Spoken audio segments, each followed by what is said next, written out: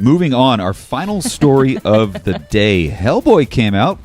You might not have noticed, but it came out to really underperforming box office numbers in domestic box office. $50 million budget for this movie. It only grossed $12 million. Opening weekend, domestic. To put that into perspective, I mean, $12 million is, it's not horrible. But, I mean, the first Hellboy movie, and this isn't even adjusted for inflation, the first Hellboy movie opened to $23 million. Hellboy the Golden Army opened to $35 million. These aren't big grossing blockbuster films, but to open to $12 million is kind of a bomb. Did it even win the weekend for opening movie? No. Not sure. No. I think it's still lost to like Shazam. Wow. Well, yeah. Okay, that makes which sense. was like 3 weeks old at the time. Wow. I want to say I did like Hellboy. We're going to give you sort of our roundtable review of it in just a second, but I want to know from you guys why. Why did nobody go see this movie? We're not going to get into the review just yet, but why did it only make $12 million? Shauna, give me a couple reasons why you think nobody went to go see this film. I can give you 2 reasons. You said a couple, so I'll give you 2. One, the trailers were awful.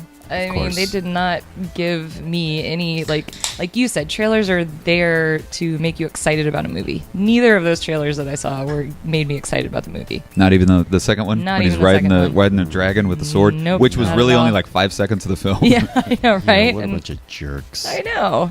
The second reason is because nobody wanted, I don't think anybody wanted a reboot of Hellboy. I think people loved Guillermo del Toro's Hellboy and Vision and Ron Perlman and Selma Blair.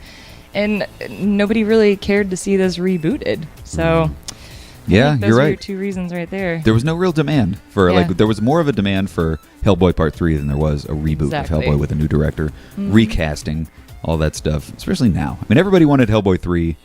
Nobody really wanted a reboot, especially not this R-rated, like, gritty reboot. And I did like it. I'm gonna go on record and saying I did like it. Ralph, any opinions on why nobody went and saw it? I mean, I agree with Shauna. Remember when the trailers came out, they looked very corny, man. Like the rock music and everything. Yeah, the Billy Idol trailer was rough. Yeah, and watching the movie, like there are parts that seem kind of like a horror flick. You know, the movie does a lot of bouncing around where it's kind of comedy and then it gets really serious and like a horror flick, you know. They should have catered more to that. I feel like if there would have been a trailer that made it seem like a scarier flick, it would have been awesome, you know. I feel like it would have gripped people better. Drawn people in Because if you go back and watch like the old trailers, you know, to the first Ron Perlman Hellboy, it's awesome. You know, you have his father's talking about like we're the line of defense for things that go bump in the night. Exactly. You know, and it's creepy, and you want to watch these monsters and this makeup, and it's beautiful.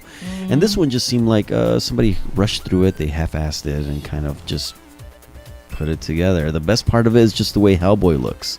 Everything else was... I thought Hellboy looked great. He looked awesome. When he picks up the sword and his horns, everything was great. Yeah, comes out of that well with the horns, which all that stuff was just like a few seconds of the film. My biggest thing, the reason I think nobody went and saw it, the movie was originally supposed to come out in January. No competition. Then they went and moved it from January to what is arguably the most competitive month of 2019. They moved it to the middle of April, where it's up against Shazam, Pet Sematary, Star Wars Celebration, the same weekend as Star Wars Celebration. Everybody's just online talking about the trailer. You open it that exact same weekend, and it's up against Avengers Endgame. Why did they do that? I have no idea. If you thought that you had a crappy movie on your hands, your best bet is to put it out in a month with no competition. You don't.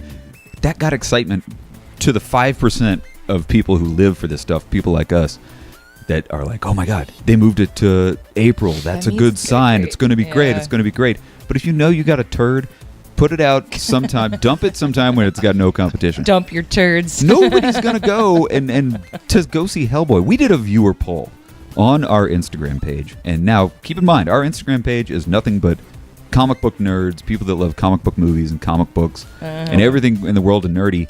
We put up a poll and asked, did you see Hellboy? This was a week after the movie already came out. Right. I was surprised. Only 42% of people said they already saw it. 58% said they didn't see it and may not see it in the theater. Yep. That blew my mind. I Because nobody's talking about Hellboy this month. Everybody's talking about Endgame. Everybody right now is talking about Star Wars. People are still going to the theater to see Shazam. Yeah. Why would you put it out this month? That's why. That's my number one. You know, the trailers the timing and the demand Yeah. is really why this movie kind of tanked. Agreed. I don't think we're going to see a sequel. And also the fact that it's horrible. There it is. Shauna ripped off the Band-Aid. I disagree. I keep telling everybody Shauna liked it. Shauna did not like it. He's right. I liked it. I think, Ralph, you're kind of... I'm in the middle. You're in the middle, but you're leaning a little bit more to Shauna. Yeah, I mean, there's a lot of unnecessary content. There is. He looks beautiful, like he's awesome. And I know you don't like the makeup on him, but he looks pretty cool. He's scarred, he's been through some stuff, and but the CGI and some of the storytelling just sucks. The storytelling.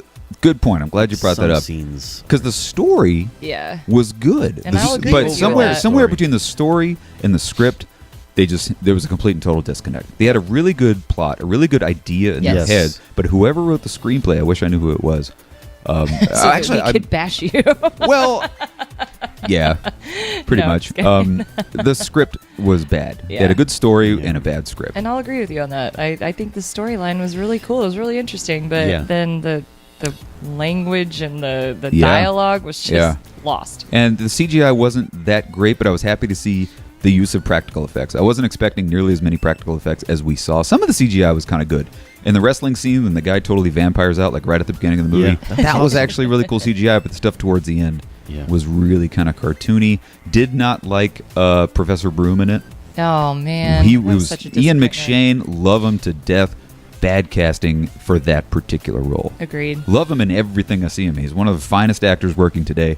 But man, just bad casting for it. 'Cause the Professor Broom is character supposed to be this loving, caring Father father figure, and he doesn't say, "We're gonna kill that bitch." Like he doesn't. Yeah, he doesn't was say things way like that. too aggressive, way too much of a dark character. And at the end of the movie, it's like there's this big "I love you, son" emotional scene. No spoilers or anything, but I mean, they have this big emotional climax at the end. Nobody's You're gonna not- watch it. I was But just they gonna never- say you're not gonna but spoil they it never- because nobody's gonna see You're right. it.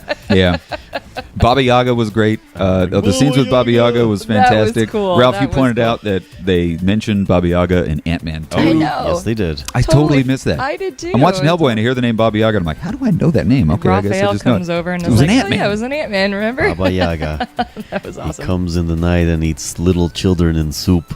That's Which is exactly exactly what, what they the do. character Yeah. was. It was perfect. Yep. Well, guys, go see Hellboy. Clearly, we all give it 3 thumbs up. Or don't. Without a doubt. Go see it. Enjoy it. Give us your own thoughts. Leave a comment. Or just check it out on Redbox when it comes to a Redbox near you. So, guys, that's kind of our show. Let us know if we missed anything. Leave it in the comments section. Thanks a lot for watching. If you're new to the show, click that subscribe button. Join us here every single Sunday for the Nerdy Week in Review. Headline news for geeks. That's what it is right here on Chuckload of Comics. Definitely check out Cold War. Game Scorriers. Available now. The comic Fight book Your is Friends, fantastic. also Fight your available friends. now. Check them all out. And we'll see you here next Sunday, guys. Thanks a lot for joining us on Chuckload of Comics. Have a fantastic week. Bye-bye.